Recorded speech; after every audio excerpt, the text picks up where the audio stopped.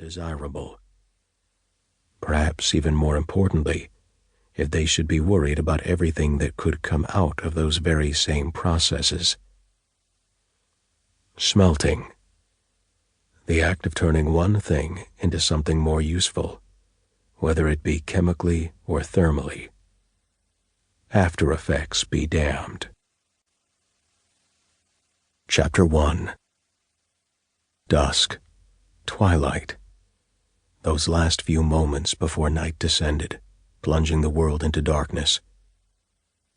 Perched behind the wheel of her faded '94 Honda Accord, Kyla Wegman leaned forward to stare out through the windshield, squinted her eyes, narrowing them to little more than slits, tried to focus, received little to no improvement for her efforts.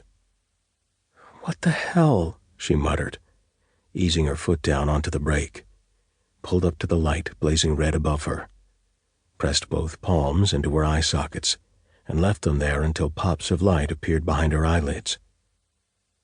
At 31 years old, she was far too young for her vision to already be failing her. She didn't smoke, ran at least 3 times a week, ate fruits and salads as often as her budget could afford. Her most recent physical had displayed excellent blood pressure, cholesterol levels, lung capacity. Still, for whatever reason, she found herself in this same position with increasing frequency. Rubbing her eyes vigorously, trying to wipe away the gray fog that would pass through like smoke during summer fire season. Behind her, a single blast on a horn erupted, pulling Kyla's hand from her face, a twinge of embarrassment passing through. Feeling the palpitations rise from her stomach and up through her chest, she raised a hand in apology between the front seats, raised her foot from the brake and started forward anew. 3 months had passed since her move to Missoula. With the closing of her divorce, she had left her lifetime home of Anaconda and moved west.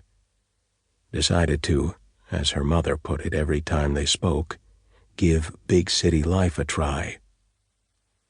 The phrase still brought a smile to Kyla's face each time she heard it.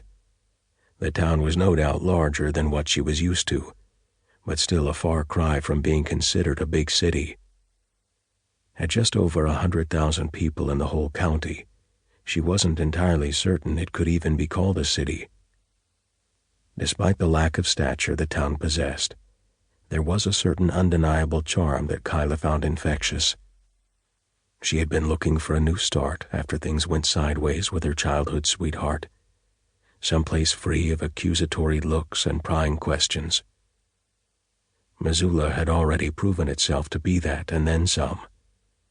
Unlike most of the other burgs and metropolises dotting the gem state, Missoula was a college town, attracted people from across the country, even a handful from much further than that. Created a melting pot of ideas and energies, the kind of environment Kyla had never known, found herself growing more curious about with each passing day. Recently, a coworker had even pointed out that the company they worked for offered a pretty solid tuition assistance program should she want to consider enrolling at Montana in the fall.